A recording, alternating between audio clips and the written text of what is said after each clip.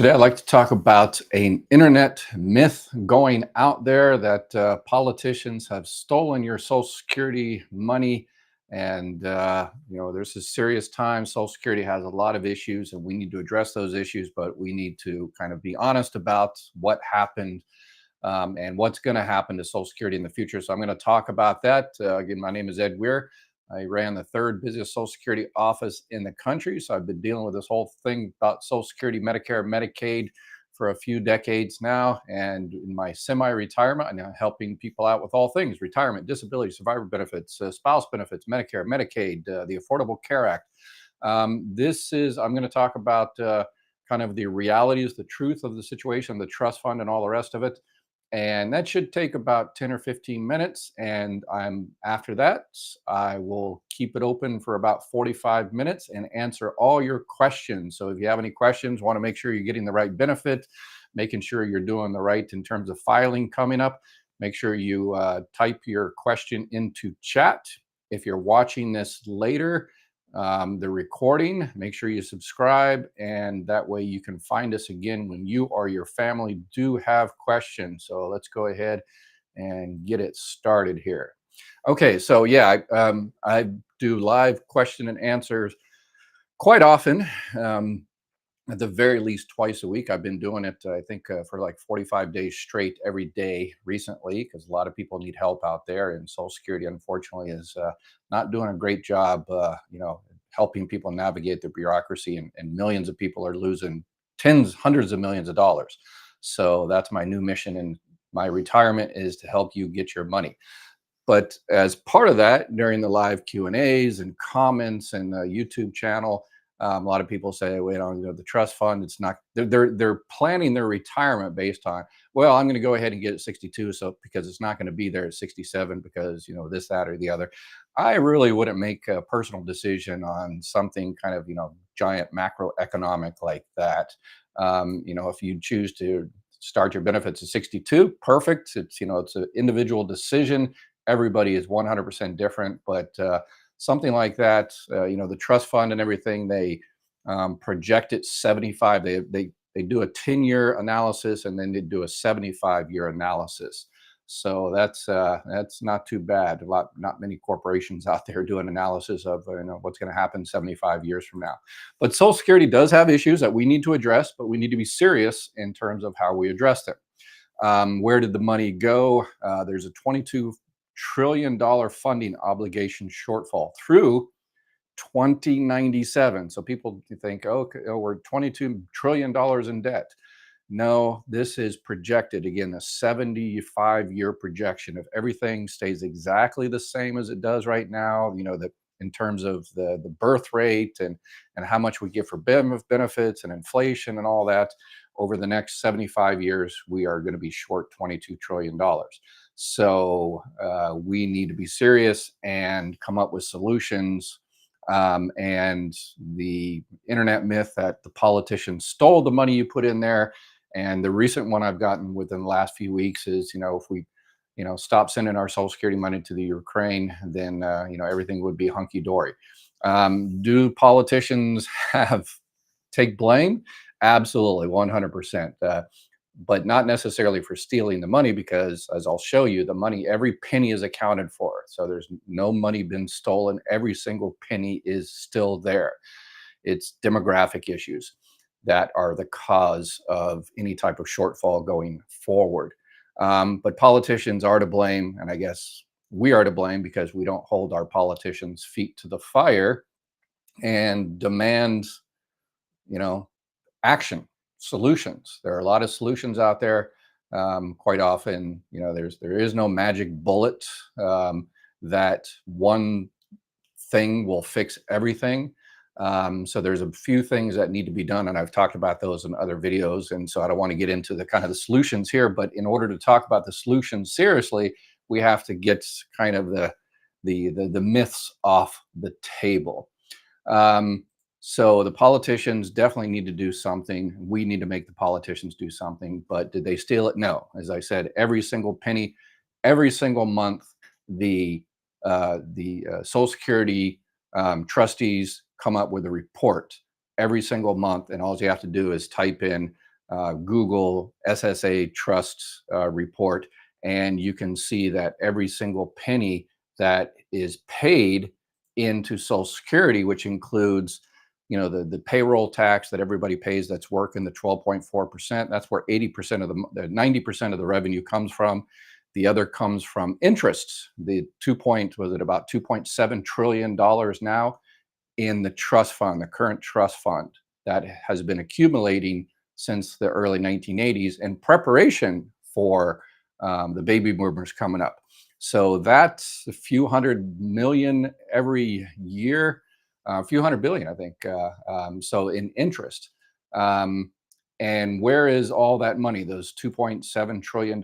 It's in, as the law requires, it is in special issue bonds, and these bonds are given interest rate of about 2.4%. And you say, well, those are IOUs. Well, yes, they're the $2 trillion is not in a coffee can out the back of the White House or someplace. It's, it has to be deposited somewhere, and there are special issue bonds that they're deposited. And are they IOUs? Just yes, just like you put money into a bank and the bank owes you that money. You put the money into a 401k, and whatever, organization you put the 401k owes you that money. So, but these are the safest bonds available. That's why all 401ks, if you have a pension, you probably have some of bonds like this, government bonds. People always say, when you get ready for retirement, take your money slowly out of high interest, high risk, and slowly move it into government bonds, the safest ones in countries throughout the world. They buy bonds, American bonds too, because they are super, super, super safe. And if those IOUs ever go belly up, then the entire country is probably, it's the country's over too. So I might as well not worry about the bonds, because it's, I guess, the zombie apocalypse is upon us. But yeah, so these are the same type of bonds you probably already have in your 401k and IRA and all the rest of it. So every single penny, again, go into Google, type in SSA trustees report. It comes out every single month, and it says, okay, we've got this much money, we've got this much money coming in, we've got this much money in these special issue bonds, and that money is still there. Every single penny that you've paid over the last 10, 20, 30, 40, 50 years is, if it wasn't used for current retirees at that particular time, it's still in the trust fund in preparation for the baby boomers. That's the real issue. That's why we're having these kind of solvency issues going forward, is because of baby boomers. From 1946 to 1964, 76 million Americans, and we anticipated it back in the 80s. That's why they started building this trust fund up in preparation, but I guess they forgot to carry the one, and they forgot to. Well, they didn't realize when they did the calculations of how much should be put in this trust fund in preparation. They thought we would be having more kids, but we haven't had more kids, and more kids mean more work and more money paid in, FICA paid into the trust fund, and pay, people that are retired. But the kind of the birth population has gone down. So that's a issue. So the population has gone up in terms of people collecting Social Security. We're living longer as baby boomers. That's a beautiful thing, but it's put stress on Social Security. Less children, living longer. Legal immigration has gone down. Immigrants that legally come into the United States are usually younger, so they pay into the system. People always say, well, it's given to the illegals. No, illegal people coming in, non-documented people coming into the United States do not get Social Security. I can tell you that because, again, I've taken hundreds of thousands of retirement, disability, survivor benefits, and in order to give a person, then they have to prove legal status in the United States. Try to go into a Social Security office and try to get those benefits for someone that doesn't have either U.S. citizenship, born in the United States, green card, naturalization, or whatever. You're not going to get your benefits from the trust fund. There's other places, possibly state and welfare programs, but not from Social Security disability insurance, retirement, survivor benefits. So again, that's another thing that there's a tendency out there to say, oh, it's this, it's it's illegal immigration's fault, it's the politicians stealing the money's fault, and then we just, you know, throw it off onto that myth, and we don't address the real issues because we've made some type of fake myth, and we just say that's the problem, and therefore, what can you do? And we don't get serious about what needs to be done. Another issue is income inequality. About 10% of the FICA that have should normally be paid, if we look at the early 1980s, that money has slowly gone to the wealthy, super wealthy. And about 10% of that is no longer taxed because Social Security only taxes up to this year is what, 165,000 or so. So anything over that, there's no FICA tax. There's Medicare tax, but not Social Security. Part of the FICA tax is not taken from that. So more and more of that money that would normally pay into Social Security is no longer paying into the Social Security because money is slowly going up. So those are the demographic things. Again, baby boomers, less children, living longer, all the rest of it. So those are the serious things that we need to address and get rid of the internet myths and be serious about it. And most importantly, poke our politicians with a sharp stick and make them do something to address this, because we're coming kind of when something needs to be done quickly. We're kind of at a brinksmanship, the old Cold War brinksmanship between us and Russia, where they take it to the very end and then pull back, just before Armageddon.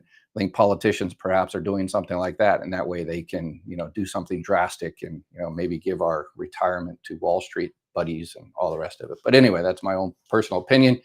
And so, all right, so that is my 2 cents, and you can take it however you like. And let's see, let's go ahead and open it up. And if you've got any comments on that, make sure you add it to the comments below the YouTube channel there, or TikTok, or wherever you're at, Instagram. And let's go ahead and get into some questions about, and the questions could be about anything. So it doesn't have to be about the topic today. You can ask anything about survivor benefits, disability, anything. All right. For example, the first one, John. Wife and I are 62 this year. She starts Social Security in October, go to spousal when I file at 65. My PIA at 62 is 3,100. Well, your PIA is your benefit amount at your full retirement age. Maybe 3,300 in 3 years. Which of my PIA will spousal be based on? So yeah, it's based on a PIA. So your PIA is your benefit amount at your full retirement age. Your MBA, your monthly benefit amount at 62 might be $3,100, but your PIA is always at your full retirement age. So spouse benefits are based on the PIA, the primary insurance amount, which is the benefit amount you would receive if you waited till your full retirement age. So it's based on that. TIZ, Ed, here in Southern California, I requested a detailed earnings query from Social Security. I was told the cost I was told the cost is $140. And when I mentioned this was program related, they didn't matter. I was told it's $140. Yeah, no. So, okay, this is all right. So when you are requesting a detail because you think your benefit amount is incorrect when you're about to file, or if you filed recently, or whatever the case may be, and you want your detailed earnings record to confirm your work history that Social Security has is correct, because Social Security determines your benefit amount by your high 35 years of earnings. So if one of those years is missing or incorrect or whatever like that, then you're going to get the incorrect benefit for the rest of your life. So what I always tell people is before they file, make sure they check their earnings record online and, set up an account and all that, and check to make sure your earnings record is correct with Social Security. And some people, the one on Social Security is not super detailed, but you can get a more detailed one. It's called a DQEAD, detailed earnings query.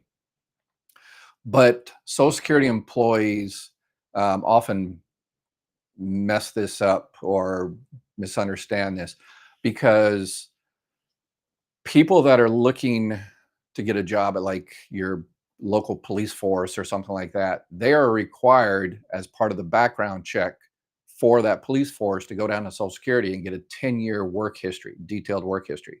And Social Security has determined, well, that's not, that's a background check for someone. That's not something that, that's not part of our job is to give out stuff like that for, your personal thing. So they charge for it, and they charge, yeah, $140 for like, 10 years or something. So it's expensive for a couple of pieces of paper. But when you go down and say, okay, I want a detailed history, the first thing, 99% of the time, it's for people that want it for a background check. But if you go down there and say it's program related, they're supposed to give it to you for free. And it sounds like, yeah, this the people at the front window, are just used to, rote memory. It's $140 for 10 years, $140 for 10 years. And yeah, even if you say program related, I guess this office didn't understand. So I would, in Southern California, there's offices pretty much on every block, Social Security offices, and you do not. This goes throughout the country. If you don't like your local Social Security office for whatever reason, you don't have to go to that one. It's good if you have a pending claim or something like that. You're whatever. But for the most part, after the fact, you don't have to go to it. You can go to any office. I always say, that there's 1,500 offices throughout the country, and they're all your office. So in Southern California, maybe go to another office, or maybe call up and say, hey, I want it to check to make sure my benefit amount is correct, and they have to give it to you for free. So maybe call up and say, hey, I want you to check and double check, and or call another office, and the other office should be able to help you out. So yeah, so much misinformation out there. Um, so when you worked in Social Security, did your office charge this amount? Yes, we charge that amount for people that needed it for background checks. So for background checks, yes.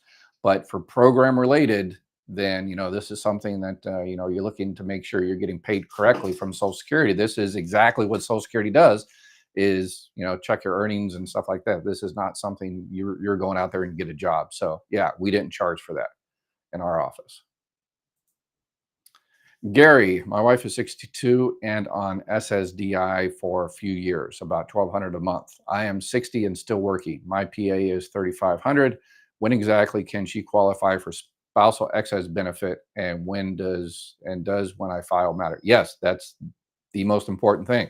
She can get spouse benefits when you file. So as soon as you file, she can start benefits, but she can't do anything because you're currently married.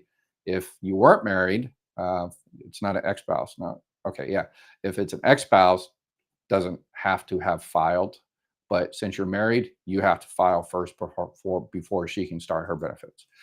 Okay. I'm 64 years old on SSI, about to turn 65 later in the year. My husband was on SSD when he passed away at 55. So I'll be drawing from his Social Security. Should I draw at 65 or wait until 67 and get SSI? So SSI, so you're on the welfare-based program. That's SSI, is a supplemental security income. People often type SSI, but they mean Social Security. So I'm not. Let's go based on that you're receiving welfare, the SSI, supplemental security income. So if you're receiving SSI and there's any other money out there, I'm surprised Social Security didn't already make you sign up for it, because when you're on welfare and you have any other money out there coming, then Social Security usually says, yeah, you have to file for it. So you can't wait. All right. Megan, quick question about IEDS. Can I file if my ex-husband remarried? Yep, absolutely. Doesn't matter. So IEDS is independently entitled divorced spouse. And what I just told, who was it? Gary, is different if this is your ex-spouse, a divorced spouse that you were married to for 10 years or longer. The previous spouse doesn't have to have filed.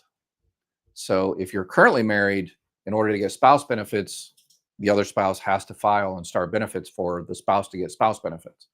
But if you're divorced, the previous spouse doesn't have to have filed yet.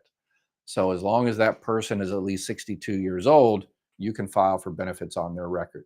And again, more misinformation. There's tons of misinformation on the websites, on TikTok and YouTube and all that kind of stuff. But unfortunately, Social Security is doing a terrible job of, or actually, they're doing a good job of providing misinformation, it looks like.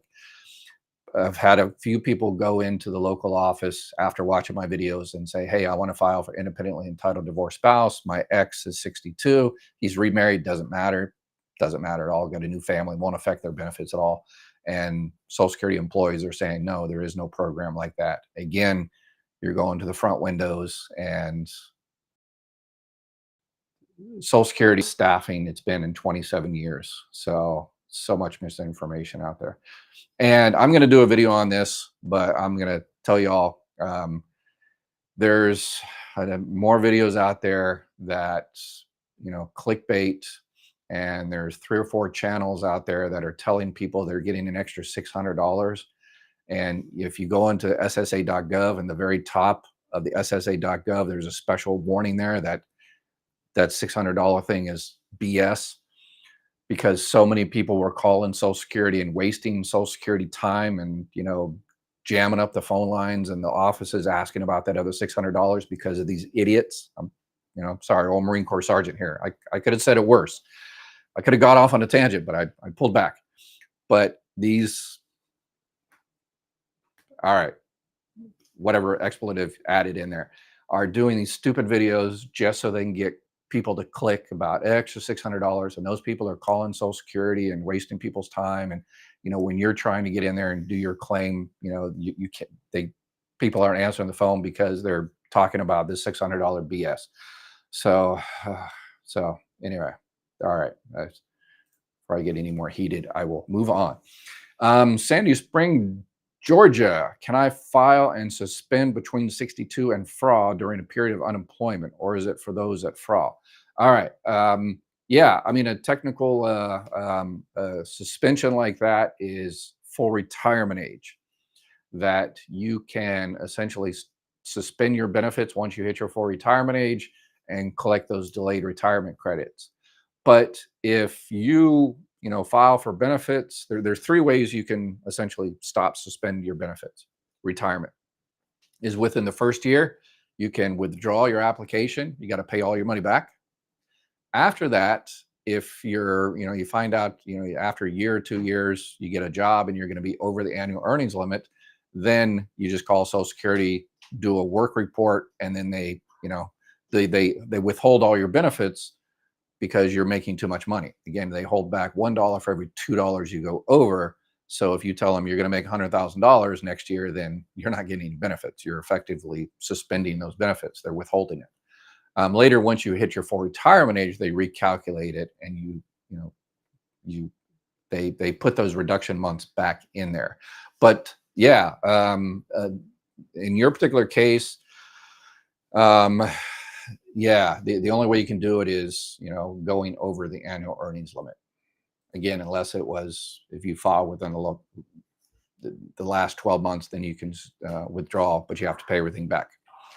Can I get Medicare and a supplement if I'm working and would prefer not to use my company's medical plan? My company is very large. Absolutely. Absolutely. So yeah, you can, at your 65, check that out and say, okay, here's my company's medical plan, and it's this, and it's got this deductible, and it's not too great. And then you got Medicare Part A and Part B. Sure, the Part B premium is $174.70.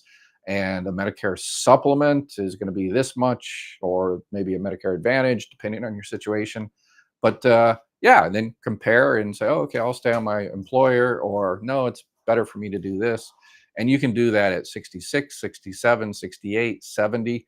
If you are on health insurance from current work and you're 75 years old and you still have that health insurance, but it's degraded to such a level that you just don't like the health insurance from work anymore, you can switch to Medicare, and there's no penalties whatsoever because you had health insurance from current work, yours or your spouse's, since 65. So no penalties whatsoever. So absolutely. And let me put my Because there is so much misinformation and bad actors out there, I have put together my own team of Medicare insurance brokers, and I've just put it together a team of Affordable Care Act, Marketplace, Obamacare, whatever you want to call it, um, brokers as well that can help you out on all of that, that give you the honest information, and it's all zero cost and no obligation. So, okay, let me seeing what other questions I got here. All right, now look.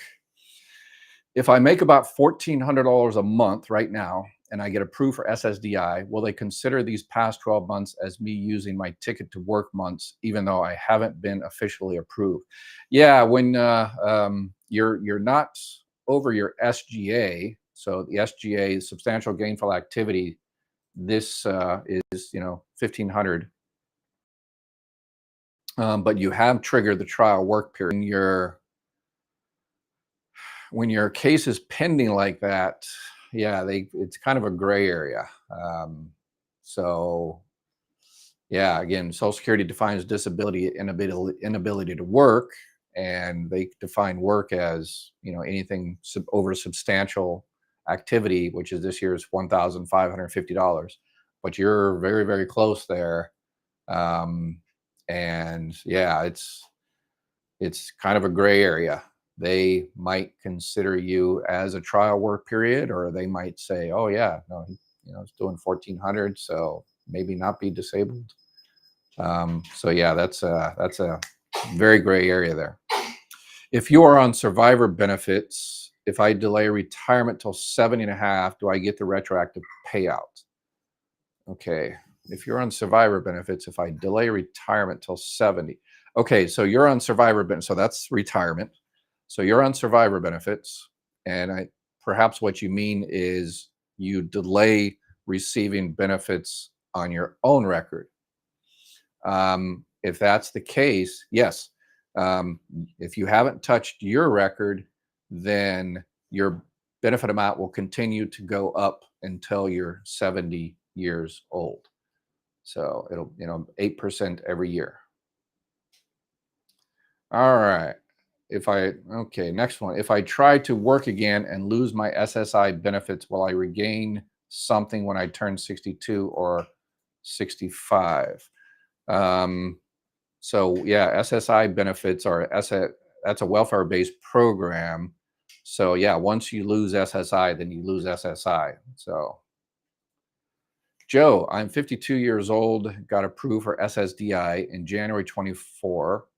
Will my workers' comp settlement affect SSDI? Um, it depends. If it's a public disability workers' comp type thing from a state or government agency type thing, then it will. But if it's a private workers' comp, then it won't affect your SSDI. Also retired from my job in January 2024. If approved for medical retirement, does this affect SSDI? Nope, not at all. All right, let's see. All right. They did steal money from Medicare for electric vehicle rebate. Yeah, well, I don't know about they, but yeah, it wasn't the politician. Yeah, a lot of those electric vehicle, well, I'm thinking maybe the scooters or something about, yeah, but anyway, yeah, there was a bunch of fraud on those scooters for a long time, and finally they narrowed those down. If you get kicked off of Social Security disability of 62, can you switch to your own retirement? Absolutely. Absolutely. Um, Social Security probably didn't count on so many people collecting benefits before retirement age or even early retirement with the onslaught of SSDI and SSI payments. Why does SSDI benefits are at the full? Yeah, yeah, when you get SSDI, the benefit amount is based on your full retirement age. And actually, the Social Security Disability Trust Fund is doing very, very well. Can you close the door? Yeah, it's doing very, very well. It's the retirement and survivors and all the rest of it, but the disability trust fund is doing very, very well. So, all right, Pawpaw Puree. Okay, what the heck is that? Poo. Okay, all right. Let me go ahead and we'll put this person on a timeout. Kim, I'm having a colonoscopy performed in this year. We have support rather than my home state in Jersey. Is there anything I should be aware of financially? Number one, good on getting a colonoscopy, getting that checked. I did a video on how to get your money back from Medicare. And obviously, they're not going to write you a check for all the money you paid into Medicare, but you paid into Medicare for decades, when you paid your FICA taxes. And how do you get your money back is you use it. Hopefully you don't get all your money back by getting sick and getting the money back there, but you do like Kim is doing, your preventative type stuff, preventative maintenance, colonoscopy, and all that kind of stuff. Please go out there, watch my video, and do all that stuff that will make you live longer and prosper and all that kind of good stuff. But in terms of her question, with support rather than my home state, yeah, if you have a A and B anywhere in the country, no problem, doesn't matter, it's the same. If you have a Medicare, like a Plan N or a Plan G, doesn't matter. You can go anywhere in the country, doesn't matter. If you have a Medicare Advantage plan, then you have to jump through all the insurance hoops and confirm, reach out to the insurance company and get an okay and pre-authorization and all that kind of good stuff. So there's that. Cynthia, hit that like button. Yes, please, everybody hit the like button. That's how this information gets out to more people, and more people get the help that they need. Toby, veteran with VA disability, Social Security will be deducting fees for Medicare Part B. Is this mandatory? No. From one veteran to another, what did your drill instructor say? Well, if you were in the Air Force, they probably, anyway, I'm not going to go into it. All Marine Corps drill instructors, you can do anything you want, but the repercussions are there. Do you have to sign up for Part B at 65 or after 2 years on disability? You don't have to do anything in life. But if you don't, and then you change your mind later, 5 years later, let's say, then you're going to pay a 50% penalty, because you get charged 10% penalty for every 12 months you did not have Part B when you were first entitled to it. So if you're happy with the VA and you get all your health care there, and the VA is going to be awesome in terms of customer service, you're not going to move to another area without a VA hospital, and all those things are awesome and perfect, and the future, you don't need a second opinion in the future or anything like that, then you don't have to sign up for Part B. But if you change your mind later, then you can only sign up for it during January, February, March, and invariably, you usually get sick in April or May, right? But you have to wait till next year, till January, February, and March to sign up for it, wait for the following month, and then you will be penalized for the rest of your life. So it's not mandatory, but there's that. Does everyone receive the COLA even before the start of benefits? Yes, COLA is put there automatically to every single person. Can I get Medicare at 63? The only time you can get Medicare at 63 is if you're on disability. After 24 months on disability, your Medicare essentially starts automatically. When can we make whatever you want and not affect things like rental income? If you're talking about retirement benefits, once you hit your full retirement age, you can make $1 billion a month, and there's nothing withheld in terms of $1 for $2 over and all that kind of stuff. Can you collect military retirement and Social Security on husband's record? Absolutely. Military retirement has no effect at all on anything Social Security related. Let's see. How much will I lose if I retire at 63 instead of 67? Maybe work part-time with insurance. Yeah, so if 62 is what, about 30% reduction. So probably about what, 25, 26 or something like that. What is a qualify for Medicare QMB? So so that's Medicaid, not Medicare. Medicaid is a QMB, qualified Medicare beneficiary, but it's actually Medicaid. That's the highest level of Medicaid that you can get. So you file for Medicaid. I just did a video on this yesterday. You file for Medicaid at your state, Department of Social Services, Medicaid, whatever the case may be, whatever your state calls it. And then you apply for Medicaid there. And if they approve you at one of those high levels, including QMB, they will actually pay for your Medicare Part B premium, that $174.70. And because you are dual eligible, you will also get um, if you get a Medicare Advantage plan, you can get some other benefits as well, depending on your particular area. So if you need help with that, reach out to us and I can have someone give you all of your options. As a 55-year-old combat wounded veteran, I want to try and work again. If I lose my SSI, what's the correct term? Can I regain my Social Security at 62 or 65? I was given SSI after my combat injury. So if you were in the military, you paid into Social Security, so you're probably receiving SSDI, which is Social Security Disability Insurance, and rather than the SSI. So let's say you're receiving just regular Social Security Disability. Okay.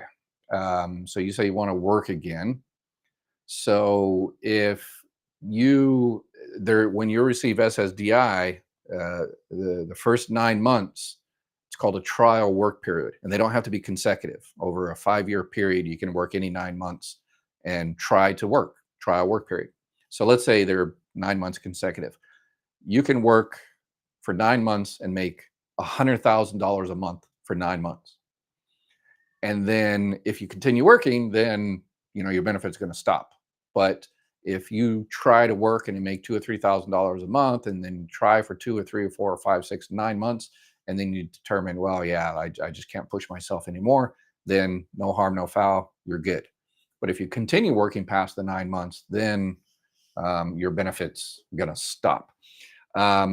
So if you're receiving the disability SSDI and you do that and your benefits stop, your Social Security disability benefits stop, then, once you hit your 62 or 65 or whatever the case may be, file for regular old retirement benefits. And what you received from SSDI before has no relevance whatsoever. You just start your retirement benefits at 62, 65, 67, whatever the case may be. Just Jeff, hit those like button for Dr. Ed, please. He is doing us all a huge service. Thank you, Dr. Ed. You are truly a blessing. Yeah, thank you. Appreciate it. Appreciate it. Vin Diesel's here. All right, Vin Diesel. If this is the true Vin Diesel, you need to put this information out to all your millions of followers. So you help people get, a lot of people out there struggling. We need some famous people to retweet or whatever, or share or whatever, so more people get this information. Supplemental policy to my A and B of Medicare. Met out-of-pocket expenses, but the insurance company nor Medicare had any record of what I paid. Do you know how it calculated and who keeps track? Yeah, if you have a supplemental, like a G, then the only thing you have to pay is was it $340 or $240? Yeah. Annual deductible, $240, and you're done. So they didn't record your $240. So I would call your supplemental policy, whatever insurance company you signed up with, and say, hey, I met my yearly deductible, and so what's going on? So Laura, I have 36 work credits and 1 year of teaching. My statement says I am eligible for Medicare. Is that because of my husband's work record or mine? Okay, so yes, I know exactly what this is. This is something that a lot of people miss. So you were a teacher, probably LA, Texas, Chicago, someplace, that you worked at a system that didn't pay into Social Security. But so you got FICA tax withheld, but not the Social Security part of the FICA tax, but you did get the Medicare part. So this is a Medicare only claim. So you can actually get Medicare because you've probably paid into it and you've got your 40 quarters and all that kind of good stuff. Yeah, so you're eligible for Medicare because you probably didn't know this, but yeah, you've been paying Medicare all that time. Your governmental organization just opted out of the Social Security part of FICA, not the Medicare part. A lot of people miss that. There's tons of people out there. Well, there's not tons because there's only about 4 or 5 or 6%, 4 to 6% of American public works in these non-covered jobs, teachers, firefighters, police. The federal government employees up until the 80s used to be not pay into Social Security. You always hear, again, another internet myth about, congressmen, politicians don't pay into Social Security. No, that up until the 1980s, that was true. But since the 1980s, they've paid FICA just like everybody else. Oh, speaking of history, teacher there, um, I'll probably talk about this again, but one of y'all awesome people out there, history teacher 89. I talked about CDRs, continuing disability reviews for people on disability. And someone out there on the internet said they were suspending CDRs, and I wanted to see it firsthand. And this person was nice enough to send me the reference. And yes, they are actually, Social Security is suspending. Yeah, they're, for all intents and purposes, they're suspending CDRs for the rest of the year. So the agencies can focus on approving or making decisions on new disability claims. So yeah, I don't want to teach you how the sausage is made, but it's weird that they were able to do that because the money is already allocated. But yeah, I think they were able to play around with the numbers a little bit. And so, but for people with CDRs, there's no more CDRs uh, effective immediately until the end of the fiscal year, which is up until October 31st. All right, Andrew. So thank you, history teacher 89. You're awesome. My mom had a lump sum payment withheld while she was still receiving her monthly checks. How can she get this payment? How can she get this payment even after years of trying? A lump sum payment withheld. Yeah, I'm not exactly sure what type of, was it like an overpayment that they finally determined that, yeah, yeah, let me know whether it was an overpayment or what type of lump sum and what type of, was it retirement benefits or survivor benefits or disability? Elizabeth, if I draw early, I am locked in for life and can never switch to spouse at a later time. Um, Yeah, if you start your benefits early, you're essentially locked in. Again, unless, as I talked about, you can withdraw in 12 months, you can suspend your benefits because you're making over, you can suspend your benefits, once you hit your full retirement age and add those. You get the COLA increases every year. If you work and pay into Social Security, even if you're 80 years old and that's one of your high 35 years, your benefits increase. So, long answer for a short little question, right? But in terms of switching to your spouse, you can't switch to a living spouse. You can add that benefit on top of yours. So if you're receiving $500 and you're entitled to benefits from a spouse or a previous spouse of 1,000, you'll continue to get your 500 plus 500 from them. So it comes out to $1,000. But the only way you can switch from one to another if it's a surviving spouse. So if you're receiving retirement on your own benefits and an ex-spouse passes away or current or whatever, you can, yeah. So that's the only time you can do that. Original, you do scheduled 45-minute appointments for a fee. Great. Can I send documents, background, current dilemma, and call? I'm a critical SSDI. Yeah, 99.9% of my help is free. I'm, here several times a week.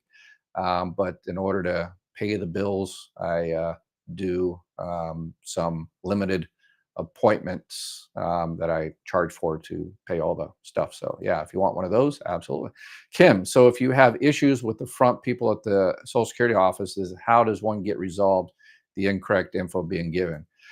Yeah, you just as the person yesterday, we just sent them the reference number for the independently entitled divorced spouse, and that way, when you go down to the office, you can say, well, they say, this, that, and the other. And you say, well, that's a very interesting opinion you have here, but here's the reference number.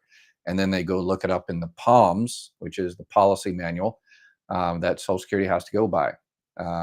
So, yeah, or you ask to speak to a supervisor, and or you go to, unfortunately, another office. I wish customer service was better at these offices, but it's not going to get any better for, even if they hired 50,000 people yet tomorrow. customer service would be worse for about a year or so because they have to spend time training those people, and it takes about a year or two to train.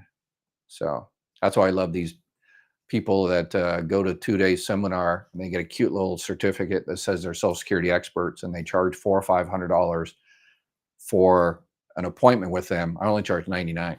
They charge $400 or $500 for an appointment with them, and they have went to a 2-day seminar and they know nothing. They're causing more trouble, I think. Than yeah. So Scott, I'm getting frustrated today. My wife is going to retire and take her Social Security at full retirement age at 66 or 7 months. Okay. Can I take spousal distribution and not take my Social Security until my no? You that's an old strategy that ended in 2016. The file and suspend thing. Spouse benefits. Yeah, if you're currently married, you have to file for benefits for the spouse to get benefits.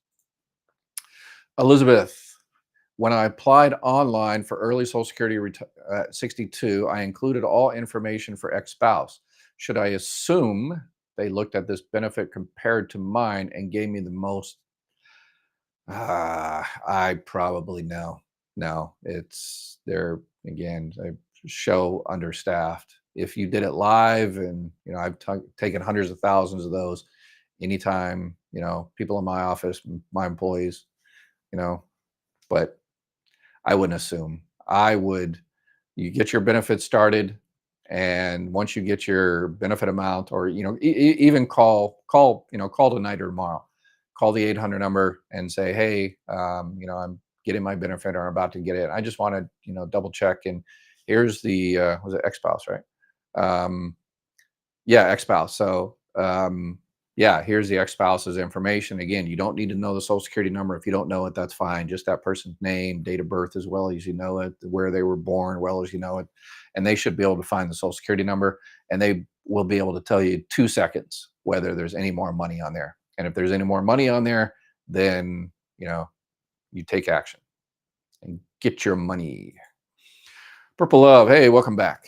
Is it true once you retire and take a Medicare Advantage plan, you have to keep that for life, or can you go back to straight Medicare with a Medicare supplement insurance?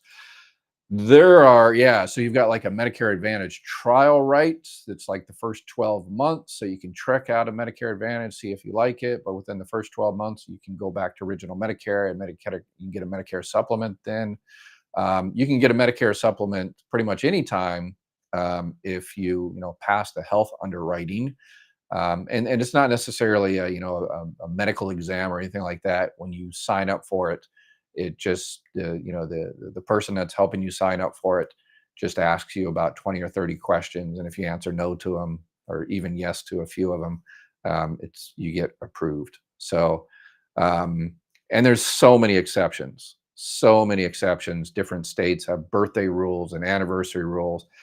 If you are interested in switching from one to the other, get with someone, an agent that you know and trust. I prefer a broker that shops all plans, and that's why I've put together a team. So send me an email, call, leave a message, and we'll have someone reach out to you and give you all your options, and completely free, of course.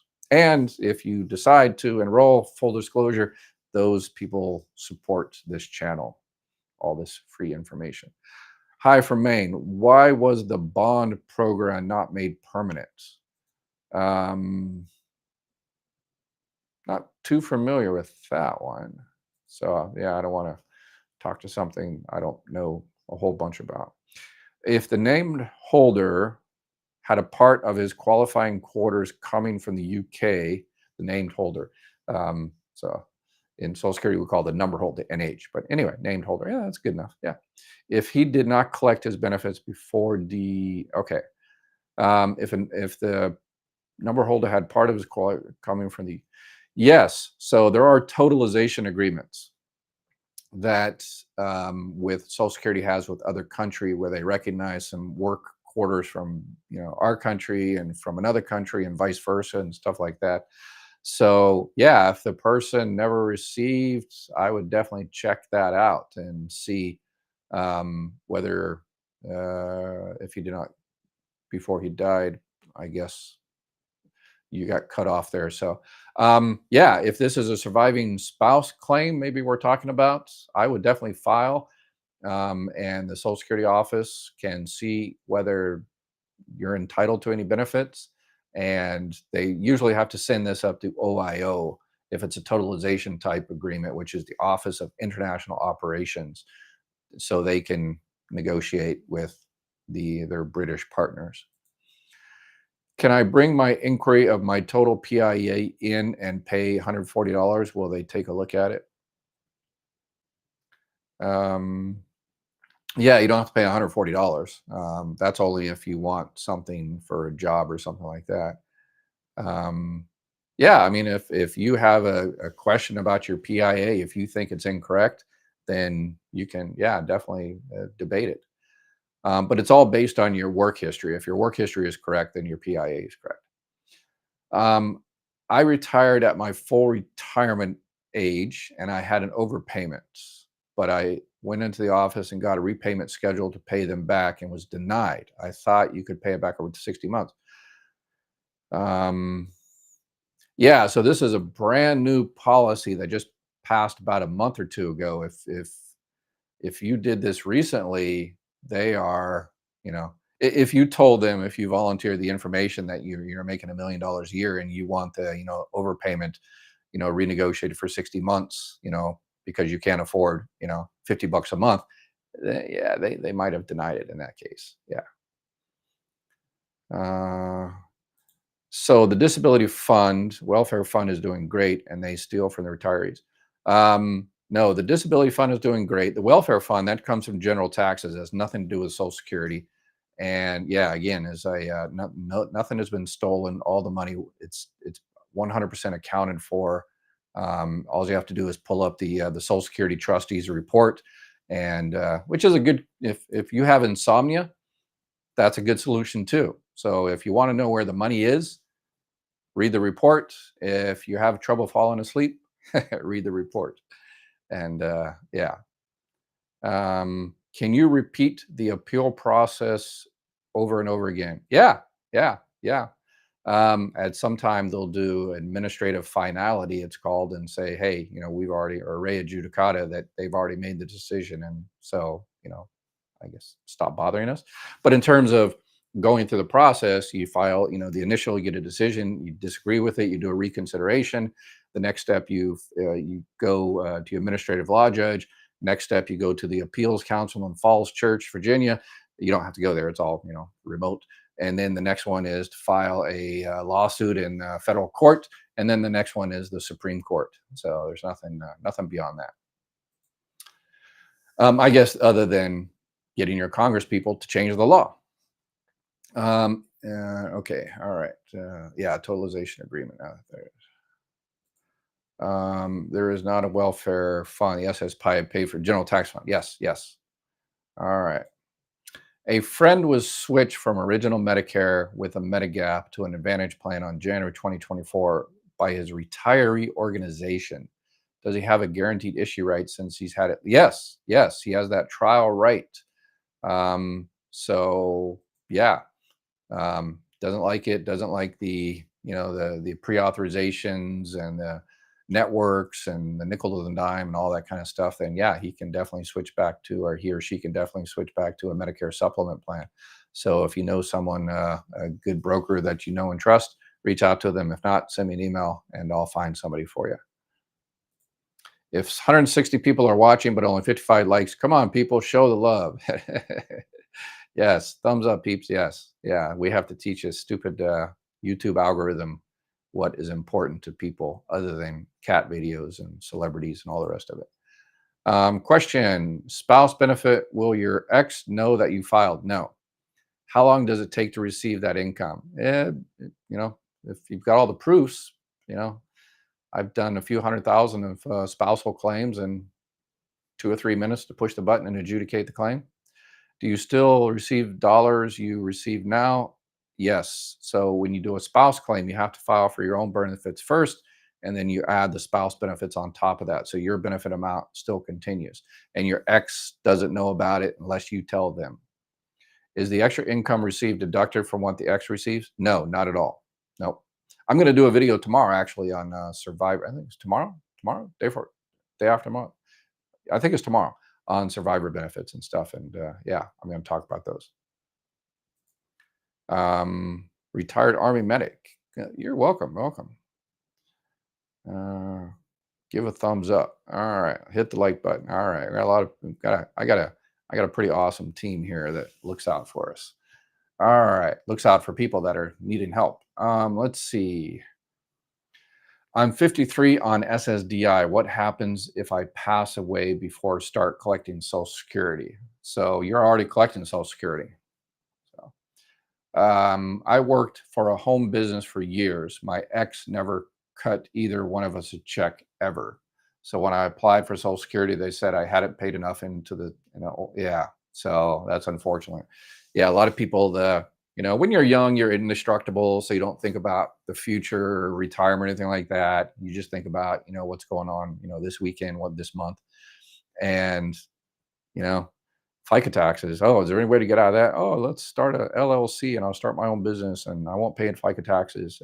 But 99.9% of those people I have seen decades later when they came to the Social Security office and I say, okay, your benefit amount is going to be $400. And they say, oh, you expect me to live on that? And it's like, but it's based on how much you paid over 35 years. And you were making, you say, oh, I was making $200,000, but I bought a boat and vacations and divorce and all that kind of stuff. And so, yeah, um, almost everybody regrets it. So now I've been on Social Security and I had to go back to work and was just wondering if they would adjust my Social. Yeah, if it's one of your high 35 years of earnings, and once you work and then you do your taxes the following year, and you notify the IRS, and the IRS notifies Social Security, and Social Security looks at it and says, "Hey, this is one of this person's high 35 years of earnings." They kick out the low one, stick in the new one, recalculate, and they increase your benefits. Sandra here. Hi. Could not afford anything other than Medicare, yet needed dental. Any help? Yeah, they're need dental. I've got a company that, if you look on the description um, of this video, you'll see a link in there, and it has a dental vision plans that you can go in there and check out. It's pretty easy to pick. It's kind of like shopping at Amazon. You say, okay, I want this plan and this coverage, and you just sign up. Easy, easy, easy. And full disclosure, that supports our channel as well. The Imaginator. When I tried to contact the Social Security a month ago, I got a recording that said my wait time was an hour and 45 minutes. Good luck. Yeah, yeah. The new commissioner of Social Security is coming up with also, kind of grandiose plan. I hope he's successful, but plans to address that. But 27-year low of staffing. So, all right, Andrew, mom applied in 2006, but did not have all the info until 2012 when she again applied at the time. She was awarded in 2014 for the period from 2013 to 2014. Mom applied for reconsideration in 2014. Okay. And was awarded the but only received the recalculated amount, but not the lump sum. Yeah, if you disagree, and if she believes that she should have gotten, more of retroactivity, then file that SSA 561. It's a request for reconsideration that you want Social Security to reconsider a decision they made. Can your Medicare team be of help with human resources assistance figures if I would be better to wait until? No, unfortunately, yeah. They just do Medicare, Medicare Advantage, Medicare supplements, burial insurance, the Affordable Care Act. Yeah, unfortunately, I haven't been able to find anybody to help me with Social Security type stuff. So it's just little old me. We'll turn 62 in December. We have a disabled adult son that will qualify for a disabled adult child, and wife should qualify for child in care. Anything special I need to do when I file? Yeah, sounds like you got it locked on. Yeah. So you have done your research. So obviously the disabled adult son will take forever probably to, if they're not already determined to be disabled, it'll take them, Social Security a long time for them to determine the disability. And then once that is decided, then your wife will also receive that child and care benefits because they're taking care of a disabled adult child that became disabled before they turned 22. But your wife has to, obviously, I'm sure it sounds like you've already done your research. Your wife also needs to limit her income, stay under the annual earnings limit, if she doesn't want anything to be withheld. So, yep, you've done your homework. Good, good, good. A lot of people miss that child and care benefit. So, AJ, if I early retire at 62, will my two children who are under 18 get Social Security benefits as well? Yes. So how much of they will qualify? 50% of your benefit amount. So of your full PIA, your primary insurance amount, which is your benefit at your full retirement age. So yep, 50%. And then if it's just a regular retirement, probably won't, you know, be a family max issue. I just did a video a couple of days ago on the family max. But yeah, with just two children, they should get 50%. Don't call the 800, call one of your local offices. Yeah, I mean, I would try both. Sometimes later in the day, like on a Thursday and Friday, later in the day, like 5, 6, 7 o'clock. Um, the 800 number, sometimes you can get in on them, but for the local office, it has to be before 4 o'clock. And the trick is to call your local office like at 3:59, um, because if the call came in, it's still in the queue. They have to empty out the queue before they can log off the phones.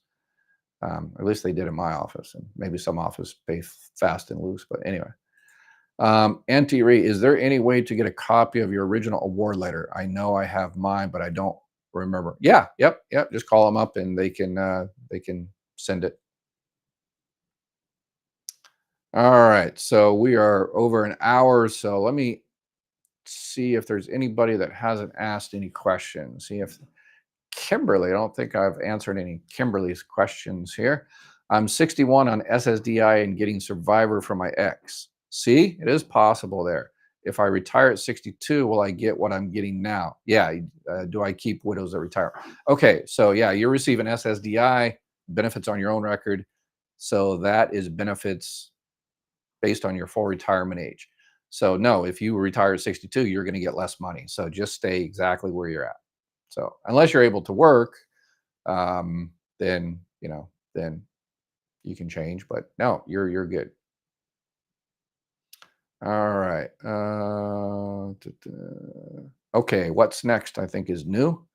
Sorry, just joined in. Can you live expat outside the U.S. if you are approved for SSDI? Yes. Yep, I did a few videos on living outside the United States. One thing, when you're living outside the United States, if you're on SSDI, that's fine. SSI, no, limited. But you'll receive a letter once a year from Baltimore, the headquarters of Social Security, and it's like, "Are you still alive?" letter. And if you have to make sure you return that by snail mail, if you don't, they'll stop your benefits. All right, let's see. Let's do two more questions. I'm jumping around here, people I don't recognize. Will my disability insurance payments from work affect my SSDI application that I applied for in February? Nope, not at all. Unless you work for a government agency and then it's a public disability, but yeah, it sounds like no, it won't affect it. Francis, I get SSI. I'll be 70 in November. We were married, getting some of his retirement survivor benefits. Does it sound like I'm getting what I should? Yeah, I get SSI is a welfare-based program, so it doesn't sound like you're getting that. This will be the last one. Is the IEDS benefits affected by Family Max? No, no. All right, let's do one more. Brad, I think you will hit the Family Max. For many people, this is about 100. Okay, yep. Just two children. It really depends on the benefit amount, but Survivor definitely not. A retirement, maybe, but probably not. But I don't know. They'll be able to tell you in no time. It depends on your work history and everything. So, all right, that is it. So I will be back tomorrow. I appreciate y'all. And if I didn't get to your questions today, I apologize. Just kind of ran out of time. But join me tomorrow, and then be the first one in line.